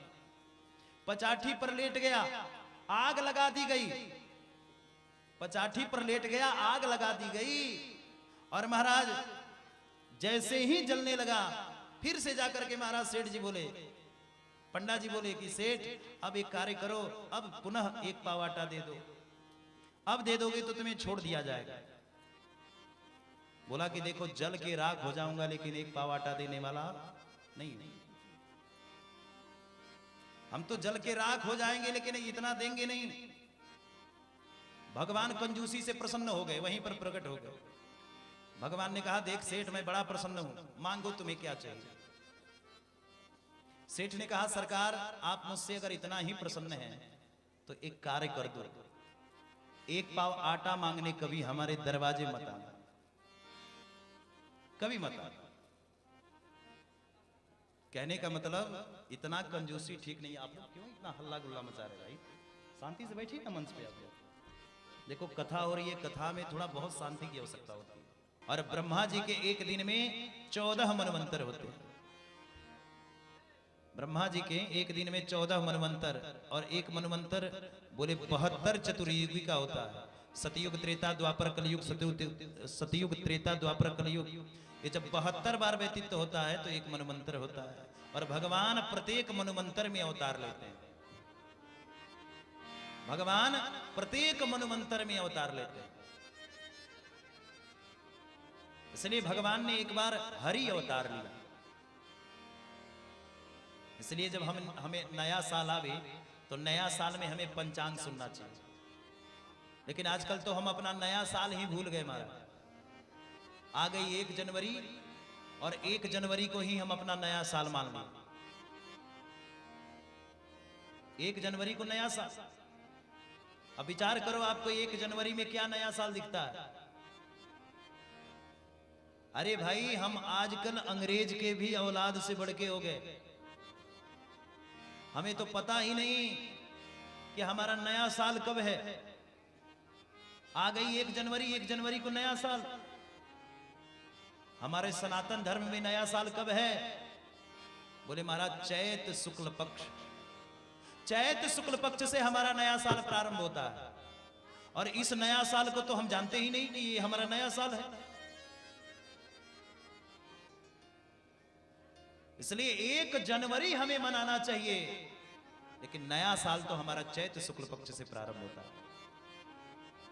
अच्छा देखो, 1 जनवरी में आपको कुछ नया दिखता है? कुछ भी नया है? कुछ भी नया नहीं। और चैत शुक्ल पक्ष में मार्च से देखो, सरकारी लेखा जोखा जितना भी देखोगे आप, मार्च के लास्ट तक होता है। पेड़ पौधे सारे तरपल्लू ये सब अपने अपने कोमल कोमल पत्तों को छोड़ करके और नौ कोमल पत्तों को लेकर के महाराज प्रकट होते हैं। ये सारे वृक्ष, ये सारा वातावरण, सारी वनस्पतियां, ये सब नया साल में नई व्यवस्था के साथ चलती है। चारों तरफ से हरियाली हो जाता है। और महाराज जैसे ही नवरात्रि प्रारंभ होती है, माताएं अपने घर से कलश लेकर के प्रारंभ हो गई नए साल में देवी पूजने के लिए। तो ये हमारा नया साल है। नया साल 1 जनवरी नहीं है, नया जनवरी है, लेकिन नया साल तो चैत शुक्ल पक्ष है।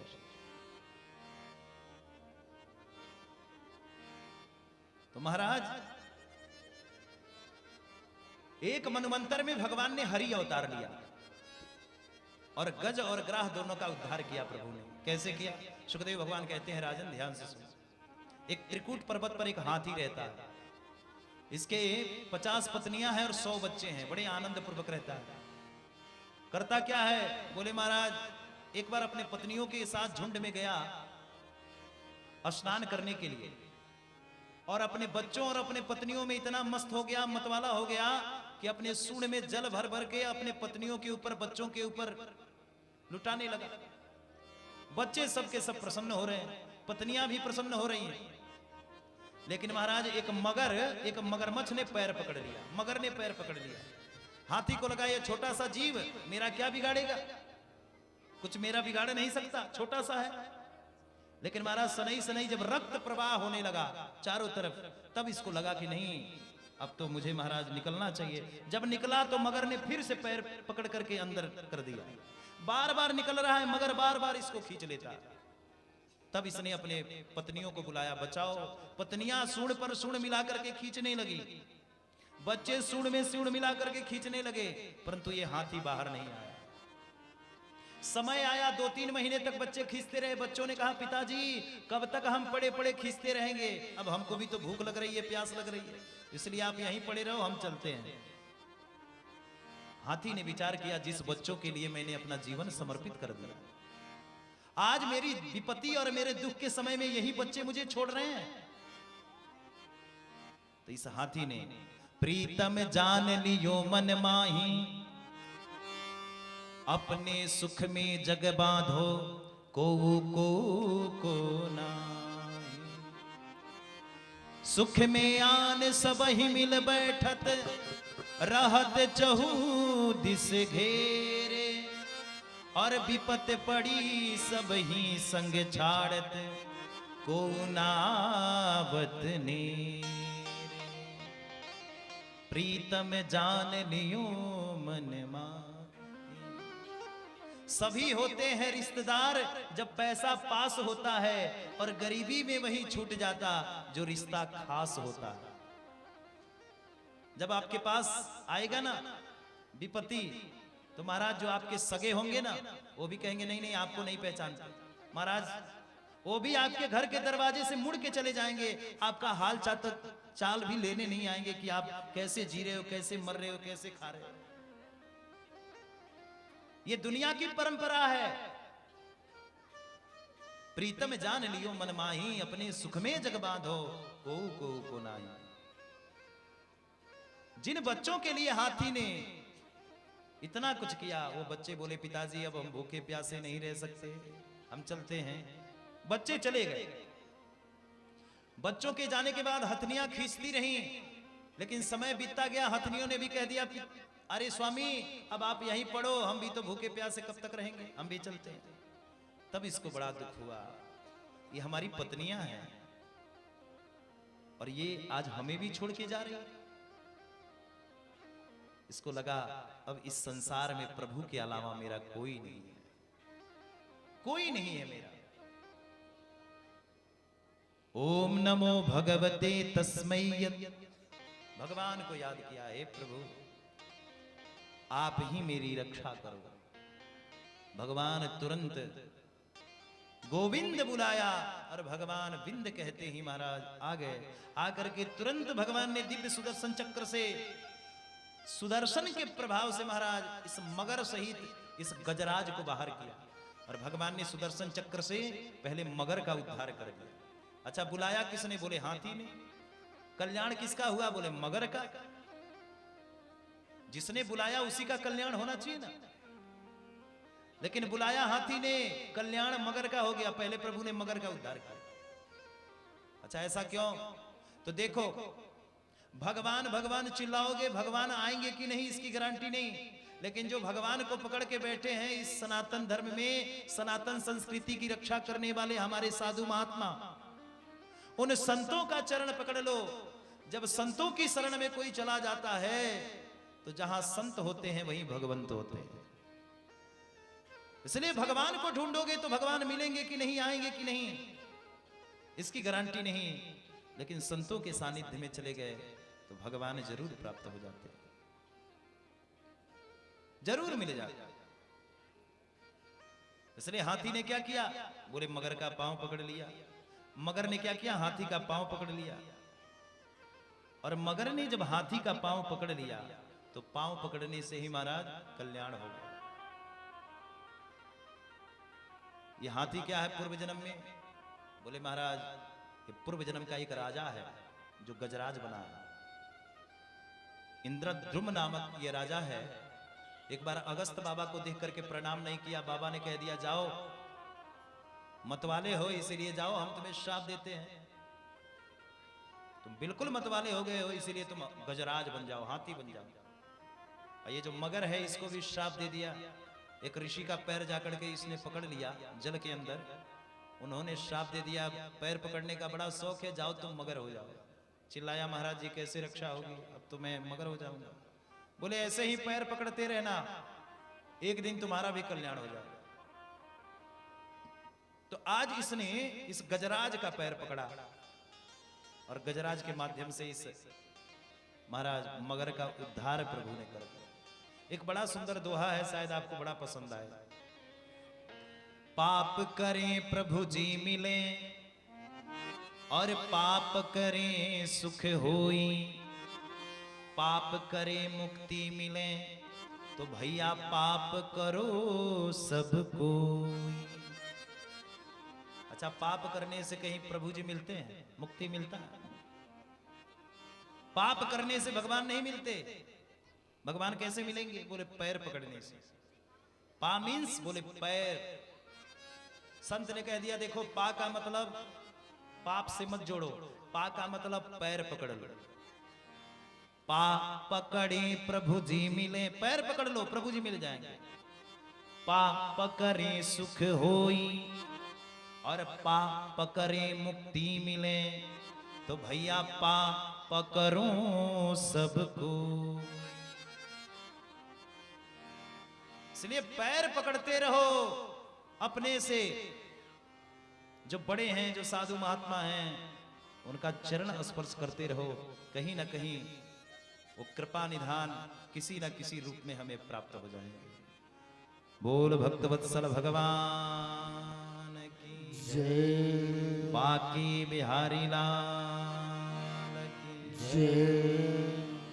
महाराज इस प्रभु ने हरि अवतार लेकर के और गजग्राह का उद्धार किया। अब भगवान एक मनवंतर में हरि अवतार लिया। हरि अवतार लेकर के भगवान ने मोहिनी अवतार लिया और मोहिनी अवतार एक मनवंतर में लेकर के भगवान ने देवताओं को अमृत पिलाया, दैत्यों को मरवाया। दैत्य सब अमृत नहीं पिए थे इसलिए मारे गए, देवता सब अमृत पी करके बलिष्ठ हो गए। आगे चल करके महाराज भगवान ने इसी मनमंत्र में कश्यप जी महाराज के प्रभाव से भगवान 52 अवतार का जन्म हुआ। भगवान 52 के रूप में पधारे और 52 के रूप में भगवान पधार करके और फिर से राजा बलि को छल करके और भगवान ने पुनः फिर से देवताओं को राज्य स्थापित करवा दिया, दे दिया। क्योंकि जब देवताओं का राज्य चला गया तो देवता सब आकर के दीति मैया से याचना करने लगे। दीति मैया ने जाकर के कश्यप जी से कहा, महाराज मेरे पुत्र सब भटक रहे हैं और दैत्यों का आतंक बढ़ता जा रहा है, क्या होगा? कश्यप जी ने कहा, देवी पयो व्रत करो। फाल्गुन श्यामले पक्षे द्वादशाहम पयो व्रत। फाल्गुन के महीने में 12 दिन तक जो दूध पी करके इस व्रत को करता है तो वो जैसा संतान चाहता है वैसे मिलता है। ऐसा अदिति मैया ने किया, इनके घर 52 भगवान का जन्म हुआ। जैसे ही 52 भगवान का जन्म हुआ उपनयन संस्कार हुआ 52 भगवान का। उपनयन संस्कार में महाराज बालक को भिक्षाटन के लिए भेजा जाता है। बालक भिक्षाटन करने के लिए गया और ला करके बृहस्पति जी की झोली में जब भिक्षा डाली तो बृहस्पति जी ने कहा, 52 इतने भिक्षा से काम नहीं चलेगा। 52 भगवान ने कहा, तो क्या करें गुरुदेव? तो तीनों लोगों की संपदा लेकर के आओ। बोले इस समय तो तीनों लोगों की संपदा किसके पास है? बोले राजा बलि के पास, जो देवताओं का राजा है। 52 भगवान गए, बलि यज्ञ कर रहा था, 100 यज्ञ पूरा होने वाला था। 99 यज्ञ पूरा हो गया था, 100वां यज्ञ कर रहा था। अगर 100 यज्ञ कर लेता तो इंद्र का पद प्राप्त हो जाता। देवताओं ने कहा तो 52 भगवान निकल पड़े। इधर यज्ञ में स्वाहा स्वाहा की आहुति पड़ रही है, परम आचार्यों ने आहुति प्रदान किया। और इधर 52 भगवान जा रहे हैं, 52 अंगुल के हैं मात्र 52 भगवान। इनके मुखार बिंद पर ऐसा चमक है कि जो भी देखता है महाराज इनके मुखार बिंद को देखता ही रह जाता है। 52 अंगुल के 52 भगवान पहुंचे। बलि ने देखा तो स्वागत किया, स्वागतम ते नमस्तुभ्यम ब्रह्म किम करवामते ब्रह्म हर्षीणाम तपः साक्षात् मन्ये किम वपुर्धरम्। आइए आइए महाराज, आपके आगमन से तो लग रहा है हमारा यज्ञ ही सफल हो जाएगा। आइए महाराज पधारिए। 52 भगवान ने कहा, बलि आजकल बड़ा गुणगान सुन रहा हूं, तुम्हारा चर्चा सुन रहा हूं, इसलिए ये सब सुन करके मैं चला आया। बलि ने कहा, अरे प्रभु आए हो तो कुछ मांग लो, क्या चाहिए? बोलो क्या चाहिए? तो बोले देखो कुछ लेने नहीं आया, मैं तो ये कहने आया हूं कि इस समय तुम्हारा पूर्वजों का बहुत नाम है, तुम्हारे पास भी बड़ा संपदा है, इसलिए तुम्हारा प्रशंसा सुनने के लिए आ गया। बोले नहीं, ब्राह्मण बड़े संकोची होते हैं, आ ही गए हो तो मांग लो, संकोच मत करो। 52 भगवान ने कहा, देना ही चाहते हो तो 3 पग भूमि दे दो। पदानी 3 दित्रेंद्र समीतानी पदा मम। 3 पग भूमि दे दो। बलि जोर जोर से हंसा, 3 पग भूमि का क्या करोगे? एक कमरा भी ठीक से नहीं बन पाएगा, और कुछ मांग लो। 52 भगवान ने कहा, नहीं नहीं, जितना संतोषी राजा तुम हो उतने संतोषी ब्राह्मण में, इसलिए 3 पग ही बस चाहिए। बलि ने कहा, तो जहां से मापना है 3 पग माप लो। 52 भगवान ने कहा, ऐसे थोड़ो, संकल्प करो कि हमने 3 पग भूमि 52 को दिया, संकल्प कर लो। जैसे ही संकल्प करने के लिए उद्यत हुआ बलि, इतने में महाराज शुक्राचार्य जी को पता चला, यज्ञशाले में बैठे हैं, गुरुजी हैं, कि भाई ये बौना जब से आया है राजा को बड़ा प्रभावित कर रहा, ये है कौन? ध्यान लगा करके देखा तो समझ गए, ओहो सब गड़बड़ है। जाकर के बलि का हाथ पकड़ लिए, बलि कहीं तुमने संकल्प तो नहीं किया, दे तो नहीं दिया? बलि ने कहा, नहीं गुरुजी अभी दिया नहीं, देने जा रहा हूं। अरे बिल्कुल मत देना, तुम्हें पता है ये कौन है? कौन है महाराज? एस वैरोचने साक्षात विष्णुरव्यासमायता। ना ये 52 है ना ही 53, ये भगवान विष्णु ही छलिया बन करके तुम्हें छलने आया है, देना मत। अब बलि कभी गुरु जी को देखे, कभी वामन भगवान को देखे। बलि ने कहा गुरुदेव मैंने अब वचन दे दिया है इसीलिए मुझे देने दो, मैं झूठा नहीं हो सकता। गुरु जी ने कहा देखो भाई 6 जगह झूठ नहीं लगते, इसलिए तुम धर्म शास्त्र के साथ अगर बोल रहे हो तो 6 जगह झूठ नहीं लगते। और अगर भगवान ने धन दिया है बलि तो धन को 5 तरीके से खर्च करना चाहिए। ध्यान से सुनना, कैसे धन को खर्च करना चाहिए? बोले 5 तरीके से। मान लो 20,000 कमाते हो या 50,000 या 1 लाख, उसका 5 टुकड़ा कर दो। 20,000 जैसे कमाए तुम तो 5 चौके 20, 4-4 हजार का 5 टुकड़ा कर दिया। पहला टुकड़ा क्या करो? बोले धर्माय, धर्म के काम में खर्च करो। दूसरा यशसे स्थार्थाय, यश के काम में खर्च करो। कहीं पर तालाब, कुआं, बावड़ी आदि बना करके, और फिर तुम्हारे जाने के बाद भी तुम्हारे जो बेटा बेटी रहेंगे वो तुम्हारी कीर्ति को गाएंगे, क्या हमारे बाबा के द्वारा इतनी बड़ी कीर्ति कर दी गई। तो धर्माय यशसे स्थार्थाय स्वजन्याय।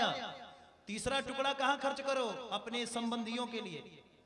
अरे केवल खाते मत रहो, समय समय पर रिश्तेदारों को भी बुलाओ, मामा, चाचू, चाचा, ये सबको बुलाओ। बुला करके महाराज उनको थोड़ा बहुत दान दक्षिणा दो और थोड़ा बहुत महाराज उनका आदर सत्कार करके, क्योंकि देखो रिश्तेदार जितने वंदनीय होते हैं उतना ही निंदनीय हो जाते हैं। जब उनको समय से आप खर्च नहीं देते और उनको समय से आप बुला करके आदर नहीं करते तो महाराज वहीं जाकर के फिर प्रचार करेंगे बड़ा कंजूस है, कमाता तो बहुत है। इसलिए रिश्तेदारों का भी मान सम्मान करो। तो धर्माय यशसे स्थार्थाय स्वजन्याय हिताय च। चौथा टुकड़ा कहां खर्च करो? अपने हित के लिए। जिस शरीर से तुम कमाते हो इस शरीर पर भी एक टुकड़ा खर्च करो। और 5वां बोले बैंक बैलेंस कर दो। 5वां टुकड़ा का बैंक बैलेंस करो, क्योंकि समय पर धन की आवश्यकता पड़े तो फिर खर्च करो। हम सब क्या करते हैं? जो कमाया सब बैंक में ठूस दिया, सनई सनई धन धीरे धीरे समाप्त होने लगा। इसलिए धन दिया है तो 5 तरीके से धन को खर्च करना चाहिए। जो 5 तरीके से धर्म को खर्च करता है यहां मोदते मुच्यते, यहां भी सुख प्राप्त करता है, यहां से जाने के बाद भी सुख प्राप्त करता है। शुक्राचार्य जी ने कहा बलि ये ठीक नहीं, 5 तरीके से धन को खर्च करो। बलि ने कहा गुरुदेव मैं झूठ नहीं बोल सकता। शुक्राचार्य जी ने कहा देखो 6 जगह झूठ नहीं लगता।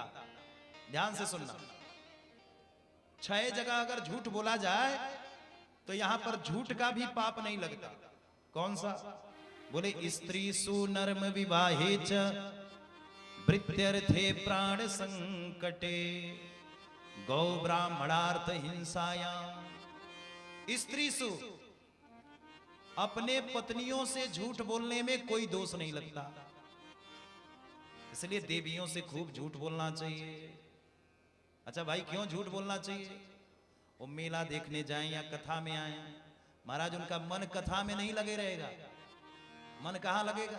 बोले बगल वाले की साड़ी में, झुमका में, कितना बढ़िया झुमका पहन के आई है, कितना बढ़िया साड़ी पहन के आई है, इसी में मन लगा है। और कहीं जाकर के घर पे फरमाइश शुरू हो गया कि देखो देखो आज कितना बढ़िया झुमका पहन के आई थी, और आपने कह दिया कि अरे तुम्हें झुमके की पड़ी है, यहाँ खर्च चलाना मुश्किल है, तब तो रोटी पानी मिलना भी मुश्किल हो गया। तो उस समय देवी जी से कह देना चाहिए देवी घबराओ नहीं, इस बार पैसा आने दो, ऐसा झुमका बनेगा कि पड़ोसन भी देखते रह जाए।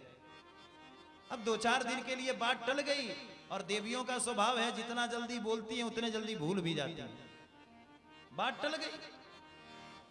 तो स्त्री सु नर्म विवाहे च, और दूसरा विवाह, बोले विवाह शादी में भी झूठ चलता है। दूसरा झूठ विवाह शादी में, स्त्री सु नर्म विवाहे च, विवाह शादी में भी एक झूठ चलता है। कैसा झूठ? लड़का कहां रहता है? बोले दिल्ली। क्या है भैया? तो इंजीनियर है। अब ब्याह हो गई तो घरे पर रह रहा है। आपने कहा महाराज ये तो इंजीनियर था, तो बोले कि महाराज विवाह जब तक नहीं हुई थी तब तक के लिए था, अब हो गई तो घरे पर इंजीनियरिंग हो रहा है ना। तो स्त्री सु नर्म विवाहे जब वृत्त्यर्थे, वृत्ति के लिए झूठ बोलना, वृत्ति के लिए। बनिया लोगों का काम है, जाओगे दुकान पे, कितने का है भाई, तो बोलेगा 50 का। आपने कहा भैया 49 ले लो, तो कंठ पकड़ लेगा, 50 का तो खरीदे है, आपको उतने में दे रहा हूं, है ना। तो स्त्री सुनर्म विवाहे च प्रत्यर्थे प्राण संकटे, प्राण संकट में भी हो तो एक झूठ चल सकता है। गौ ब्राह्मण, गौ माता के ऊपर अगर विपत्ति आ जाए, ब्राह्मण देवता के ऊपर विपत्ति आ जाए, तो भी हमें झूठ बोल करके उनकी रक्षा करनी चाहिए। बलि से कहा, बलि माना नहीं, अंतोगत्वा गुरु जी बलि को श्राप दे दिए, जाओ स्त्रीहीन हो जाओ। और इधर बलि ने संकल्प किया, 52 भगवान को दिया, और जैसे ही गुरु जी शुक्राचार्य जी गए और जल गिरने नहीं दिया, इतने में भगवान ने कुसा मार करके और गुरु जी का नेत्र ही गायब कर दिया। एक नेत्र फूट गए शुक्राचार्य। बलि ने संकल्प करके दिया, 52 भगवान ने 3 पग में संपूर्ण पृथ्वी को नाप लिया। और महाराज जैसे ही कहा कि बोल मैं तीसरा पग कहां रखूं, बलि ने आकर के 52 भगवान के चरण पकड़ लिए। सरकार अभी धनवान बैठा है, आप इसको मापो। भगवान प्रसन्न हुए और कहा, जा बलि तेरा 100 यज्ञ पूरा हुआ, लेकिन जब तक के लिए तुम इंद्र नहीं बनाए जाते तब तक तुम सूतल लोक में राज्य करो। सूतल लोक में, अतल वितल सूतल, ये तीसरा लोक जो है ये सूतल लोक है। इसी लोक में भगवान ने बलि को राजा बना दिया, बलि वहां राज्य करा। जब ये इंद्र बदलेंगे तब बलि इंद्र बनाए जाएंगे, क्योंकि 100 यज्ञ सफल हो चुका है। इसी के साथ अष्टम स्कंद को विराम। आइए 9वें स्कंद में प्रवेश करें। 9वें स्कंद में 24 अध्याय हैं श्रीमद् भागवत के। 12 अध्याय में सूर्यवंश की चर्चा और 12 अध्याय में चंद्रवंश की चर्चा। देखो सूर्यवंश और चंद्रवंश में थोड़ा फर्क है। सूर्यवंश में जितने भी सूर्यवंशी राजा हुए, बिना पुत्र कामेष्टि यज्ञ कराए किसी के यहां संतान नहीं हुआ। और चंद्रवंश में जितने भी चंद्रवंशी राजा हुए, चाहे वो चंद्रमा से लेकर के और भगवान श्री कृष्ण तक, इनके पुत्र अनिरुद्ध तक, जितने भी चंद्रवंशी राजा हुए, बिना लड़ाई झगड़ा का किसी के यहां ब्याह नहीं हुआ। बस इतना ही फर्क है। सूर्यवंश में बिना पुत्र कामेष्टि यज्ञ करवाए संतान नहीं, चंद्रवंश में बिना लड़ाई झगड़े का किसी के यहां विवाह नहीं। तो आइए हम 12 अध्यायों में सूर्यवंश की चर्चा सुने, लेकिन बड़े सूक्ष्म तरीके से सूर्यवंश की चर्चा सुने। उसके बाद पुनः हम सब भाव से सभी लोग महाराज चंद्रवंश की कथा, आज भगवान श्री कृष्ण की पावन चरित्र की कथा है और भगवान अवतरण करने वाले हैं, इस कथा को भी सुनेंगे। सुखदेव भगवान कहते हैं, राजन सबसे पहले नारायण के नाभि कमल से ब्रह्मा जी महाराज का प्रादुर्भाव हुआ। ब्रह्मा के बेटा हुए मरीचि, मरीचि के कश्यप, और कश्यप के बेटा हुए विवस्वान सूर्यदेव। इन्हीं से चला सूर्यवंश। आगे चल करके इनके पुत्र हुए श्राद्ध देव मनु, श्रद्धा नामक कन्या के साथ इनका विवाह हुआ। अब राजा चाहते हैं कि घर में क्या हो जाए, बोले बेटा, और रानी साहिबा क्या चाहती है, घर में बेटी हो जाए। ये सूर्यवंश की प्रथम नारी है जो घर में बेटी चाहती है, नहीं तो आजकल कोई बेटी चाहेगा। अरे भाई लोगों को तो बेटी हो जाए तो ज्यादा फर्क नहीं पड़ता, सबसे ज्यादा मुंह अगर बिगड़ता है तो इन माताओं का बिगड़ता है। घर में पूछा जाए क्या हुआ तो बिटिया भाई है हमारा, जैसे आफत आ गई, है ना। लेकिन ये सूर्यवंश की प्रथम नारी है जो कह रही है कि मुझे तो बेटी चाहिए, बेटी के लिए मांग कर रही। लेकिन आजकल तो बेटियां सुरक्षित भी नहीं है हमारा, बेटी को कोई जन्म भी देना नहीं चाहता। बेटी को जिसने मरवा दिया पत्नी की कोख में, बेटी को जिसने मरवा दिया पत्नी की कोख में, और वही तो घर घर ढूंढे बेटी नवरात्रि की भोज में। बेटी आती है तो हम उसको मरवा देते हैं, नवरात्रि आती है तो घर घर में बेटी ढूंढते। भाई कन्या खिलाना है। अगर बेटा वारस है तो बेटी पारस है, बेटा मान है तो बेटी सम्मान है, बेटा अगर गीत है तो बेटी संगीत है। बोए जाते हैं बेटे, उग आती हैं बेटियां, खाद पानी बेटे को पर लहराती हैं बेटियां। स्कूल जाते हैं बेटे, पढ़ आती हैं बेटियां, और जब रुलाते हैं खूब बेटे तो ससुराल से आके हंसाती हैं बेटियां। ये बेटियां हैं। जब रुलाते हैं खूब बेटे तो ससुराल से आके यही बेटियां हंसाती हैं। ये सूर्य वंश की प्रथम नारी है जो बेटी चाहती है घर में। नहीं, मेरे घर में तो बेटी होना चाहिए। महाराज अब राजा तो बेटा चाहते हैं। जाकर के जो यज्ञ के आचार्य हैं उनको कहा कि महाराज बेटा होना चाहिए। और रानी साहिबा ने कहा देखो भाई पंडितों, बिटिया हुई तो ढेर सारा दक्षिणा दूंगी। मंत्र पलट दिया, घर में बिटिया हो गई। राजा गए वशिष्ठ जी के पास, गुरुजी क्या हो गया, हम तो बेटा चाहते थे, बेटी हो गई, आप कृपा कर दो। तो गुरु जी की कृपा से महाराज वही बेटा बेटी की, वही बेटी बेटा के रूप में अवतरित हो गई। आगे चल करके महाराज श्राद्ध देव मनु के 10 पुत्र हुए। इक्ष्वाकु, नृग, सरयाति, दृष्ट, कुरुस, नरसिंह, पृषक, नभग और कवि। इसमें से सरयाति नामक राजा जो थे बड़े प्रतापशाली थे। इनकी पुत्री हुई महाराज सुकन्या। चमन बाबा के नेत्र फोड़ दिए। चमन बाबा के साथ इनका सुंदर विवाह हुआ सुकन्या का। इसी वंश में आगे चल करके महाराज अम्बरीश हुए, बड़े प्रभावशाली राजा थे। एकादशी व्रत महाराज अम्बरीश किया करते थे। एक बार महाराज अम्बरीश एकादशी व्रत किए थे, दुर्वासा जी महाराज का आगमन हुआ और एकादशी के प्रभाव से महाराज अब द्वादशी में पारण करना था। पारण द्वादशी में ही करना चाहिए। पारण करने वाले थे, दुर्वासा जी आए। दुर्वासा जी स्नान कर रहे थे, समय से पहुंच नहीं आए। द्वादशी उपरांत त्रयोदशी होने वाला था। राजा ने सोचा अब क्या करूं। चरणोदक भगवान का लिया। दुर्वासा जी ने देखा, तुरंत कृत्या को प्रकट किया मारने के लिए। उसी समय महाराज अम्बरीश के राज्य की रक्षा भगवान का सुदर्शन कर रहा है। देखो ये अम्बरीश जो हैं, ये 8 पहर भगवान की सेवा करते हैं। 8 पहर। और भगवान का दिव्य सुदर्शन चक्र क्या करता है? बोले अम्बरीश की राज्य की सेवा करता है। हमारे पास आपके पास तो होता है महाराज, समय ही नहीं मिलता। आजकल के बच्चे और आजकल के ऑफिशियल वर्ग के लोग क्या कहते हैं पता है? महाराज क्या करें, ऑफिस से समय नहीं मिलता। इसलिए समय मिलता तो हम भी अगरबत्ती दिखा लेते, भगवान की सेवा कर लेते। अरे भाई, भगवान को बेवकूफ क्यों समझ रहे हो? तुम्हारे पास समय ही समय है। हम 2-4-10 घंटा मोबाइल पर समय बिता देते हैं, अपने दुनिया और अपने संसार में समय बिता देते हैं 24 का 24 घंटा, लेकिन 10 मिनट भगवान के लिए समय नहीं निकलता प्यारे। 10 मिनट भी नहीं। धन्य है ये राजा अम्बरीश, इतना बड़ा राज्य और वैभव, इतनी बड़ी संपदा। लेकिन महाराज अम्बरीश ने 8 पहर भगवान की सेवा करना प्रारंभ किया। भगवान ने कहा अम्बरीश तेरा राज्य और तेरी व्यवस्था कैसे चलेगी? अम्बरीश ने कहा सरकार ये आपकी है, आप जानो। भगवान ने कहा तो ठीक है, मेरा दिव्य सुदर्शन चक्र तेरी राज्य की सेवा करेगा। सुदर्शन चक्र राज्य की सेवा में। दुर्वासा जी ने अपमान किया और तुरंत सुदर्शन दुर्वासा जी के पीछे पड़ा। दुर्वासा जी त्रिलोक घूमते रहे, कहीं से रक्षा नहीं हो सकी। अम्बरीश की शरण में आए तो अम्बरीश ने दुर्वासा जी को क्षमा कर दिया। यह होता है भक्तों का प्रभाव। इसलिए इस दुनिया में कोई बड़ा नहीं। प्रबल प्रेम के पाले पड़ के प्रभु को नियम बदलते देखा। प्रबल प्रेम के पाले पड़ के प्रभु को नियम बदलते देखा।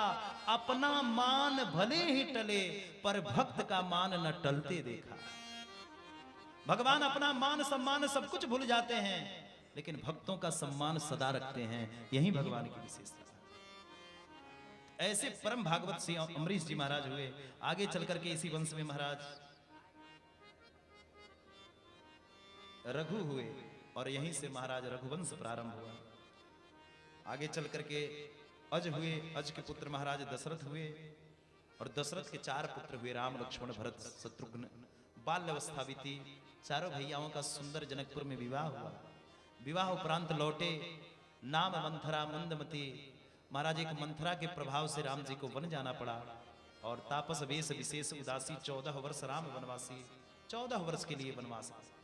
वहां से महाराज जानकी जी का हरण हुआ पंचवटी में। तुरंत लंका पहुंची। भगवान सेतु बंधन रामेश्वरम पर पुल बांध करके पहुंचे। और जाकर के जानकी जी को, रावण का उद्धार करके जानकी को लेकर के लौटे। अयोध्या में आकर के भगवान अयोध्या के राजा बन गए। बोल भक्तवत्सल भगवान की जय। छोटी सी व्यवस्था में आपने राम कहानी सुनी। राम कहानी तो सुना रहा हूं, लेकिन एक कहानी अभी कहना बाकी है। क्या कहानी? बोले राम कहानी आप अभी तक सुन रहे थे, लेकिन राम जी आए, इसकी कहानी आपने सुना नहीं। लेकिन विचार कर लो, राम जी आ भी गए हैं, इसलिए जाकर के अयोध्या में दर्शन करो। 500 वर्ष तक हमारे सनातनियों ने जिस व्यवस्था की प्रतीक्षा की, न जाने कितने हमारे सनातनी अपना बलिदान दे दिए, न जाने कितने हमारे हिंदू माताओं की कोख उजड़ गई उस मंदिर के पीछे। लेकिन हमारे सनातनियों का जो सब्र का पुल था, वो धीरे धीरे महाराज बढ़ता चला गया। और आने वाले समय में महाराज इस 22 जनवरी को अयोध्या में रामलला विराजमान हो गए। इस 22 जनवरी को अयोध्या में रामलला विराजमान हो गए। इसलिए आप सब जितने सनातनी यहां कथा सुन रहे हैं, ये सब एक बार रामलला का दर्शन करो, एक बार रामलला का जरूर दर्शन करो। बोल भक्तवत्सल भगवान की जय। तो इसलिए राम कहानी की पावन चरित्र हम श्रवण कर रहे हैं। आइए अब कृष्ण कहानी में हम सब बड़े भाव से बस 10 मिनट में कन्हैया हम लोग के बीच में पधारेंगे। 10 मिनट, ज्यादा समय नहीं लूंगा, इसलिए 10 मिनट में भगवान हम लोग के बीच में, जब बुलाया जाएगा भगवान आ जाएंगे। आइए हम चंद्रवंशी राजाओं के बारे में सुने। महाराज चंद्रवंशी राजा में बड़े प्रसिद्ध राजा हुए महाराज चंद्रमा। आगे चल करके इसी वंश में महाराज उग्रसेन हुए। उग्रसेन के यहाँ कोई संतति नहीं हुई, तो उनकी पत्नी गर्भिणी हुई और महाराज एक द्रुमिल नामक राक्षस का कोप पड़ा। उनके उदर में जो बालक हुआ वो राक्षस प्रवृत्ति का हो गया। ज्योतिषियों ने हाथ देखा तो कह दिया, महाराज आपके पत्नी के पेट में जो बालक है वो राक्षस प्रवृत्ति का है, इसलिए बालक को बहा दो। प्रसव हुआ, लता पता में लपेट करके बहा दिया। सूरसेन जी महाराज उस बालक को घर लाए, वसुदेव जी के साथ लालन पालन होने लगा और नाम रख दिया कंस। कंस नाम पड़ गया। जब कंस नाम पड़ा तो इस कंस को नारद जी ने भड़काया और कंस ने जाकर के महादेव की उपासना करी। महादेव से अमरत्व का वरदान मांगा। अब महादेव ने जब नहीं दिया अमरत्व का वरदान, तो भी इसने क्या किया? बोले उसी समय पुनः महादेव से कहा, महाराज ऐसा कोई वस्तु दे दो कि मैं दुनिया पर राज्य कर सकूं। महादेव ने एक धनुष दिया, कहा यह धनुष कोई तोड़ेगा नहीं और जो तोड़ेगा वो तुम्हें छोड़ेगा नहीं। धनुष लेकर के कंस आया और मथुरा पर आक्रांत फैला दिया। जब जब होई धर्म की हानि, बाढ़ी असुर अधर्म अभिमानी, तब तब धरी प्रभुद विविध शरीर। भगवान धेनु गायों के लिए साधु संतों के हित में ही कार्य करते हैं। महाराज समय आ गई, सारे मथुरावासियों को त्रस्त किया। मथुरावासी सब भगवान को याद करने लगे और इधर देवकी का सुंदर विवाह वसुदेव जी के साथ संपन्न किया। अपनी बहन को लेके जा रहा था, आकाशवाणी हुई, महाराज कंस जिस बहन को लेके जा रहे हो इसी का 8वां लाल तुम्हारा काल होगा। अब तो देवकी को मारने के लिए उद्यत हुआ। वसुदेव जी ने कहा, महाराज चिंता ना करो, 8वें पुत्र से भय है, आप छोड़ दो, मैं एक एक करके 8 पुत्रों को दे दूंगा। तो बोला कि आपको जेल खाने में रहना होगा। ऐसे करके महाराज 6 पुत्र हुए, 6 को नष्ट कर दिया। 7वां बलदाऊ जी आए। बलदाऊ जी को भी, जब बलदाऊ जी आए तो भगवान ने बलदाऊ जी को पहले ही हटा दिया। क्यों? क्योंकि बलदाऊ जी कौन है? बोले संकर्षण। लक्ष्मण जी महाराज अति क्रोधित हैं। सोचा कि अगर बलदाऊ जी कहीं मथुरा के जेल खाने में आ गए और कहीं ये कंस आ गया तो जो काम हमें 8वां बन के करना है वो बलदाऊ जी 7वां में ही समाप्त कर देंगे, कंस का उद्धार हो जाएगा। इसीलिए 7वां को भेज दिया रोहिणी मैया के गर्भ में। 8वां भगवान स्वयं आने वाले हैं। आ गया समय समय महाराज। क्या? बोले भादो का महीना, अष्टमी तिथि और दिन बुधवार, 10:30 बज गए। 10:30 बजे की रात्रि है, पहरादार सो रहे हैं। अब 11 बज गए। सनई 12 बजने में महाराज 10 मिनट की बाकी है। आज देवकी मैया बड़ा सुंदर लग रही हैं। इसी बीच में जैसे ही 12 बजा, एक तेज पुंज प्रकाश आकर के देवकी मैया के सामने प्रकट हो गया। भय प्रगट गोपाला परम दयाला, यशोमति के हितकारी। भय प्रगट गोपाला परम दयाला, सुमति के हितकारी। भय प्रगट गोपाला परम दयाल यशोमति के हितकारी। हर सिद्ध महतारी रूप निहारी मोहन मदन मुरारी। हर सिद्ध महतारी रूप निहारी मोहन मदन। भगवान प्रकट हो गए चतुर्भुज रूप में। मैया ने कहा सरकार दुनिया के जितने भी बालक आते हैं वो 2 हाथ वाले हैं, आप 4 हाथ वाले आ गए। संसारी देखेंगे तो क्या कहेंगे, इसलिए आप भी 2 हाथ वाले हो जाइए। की जय सुशीला अति प्रियशीला यह सुख परम अनूपा। की जय सुशीला अति प्रियशीला यह सुख परम अनूपा। माता पुनि बोली सोमति डोली तजहु तात यह रूपा। माता पुनि बोली सोमति डोली तजहु तात यह रूपा। हे नंद के आनंद भयो जय कन्हैया लाल। नंद के आनंद भयो जय कन्हैया लाल। हे नंद के आनंद भयो जय कन्हैया लाल की। नंद के आनंद भयो जय कन्हैया लाल की। जय कन्हैया लाल की जय बोलो गोपाल की। जय कन्हैया लाल की जय बोलो गोपाल की। हे नंद के आनंद भयो जय कन्हैया लाल। नंद के आनंद भयो जय कन्हैया लाल की। हे नंद के आनंद भयो जय कन्हैया लाल की। नंद के आनंद बधाई हो। नंद के आनंद भयो जय कन्हैया लाल। जय कन्हैया लाल की जय बोलो गोपाल की। जय कन्हैया लाल की जय बोलो गोपाल की। जय कन्हैया लाल की जय बोलो गोपाल की। जय कन्हैया लाल की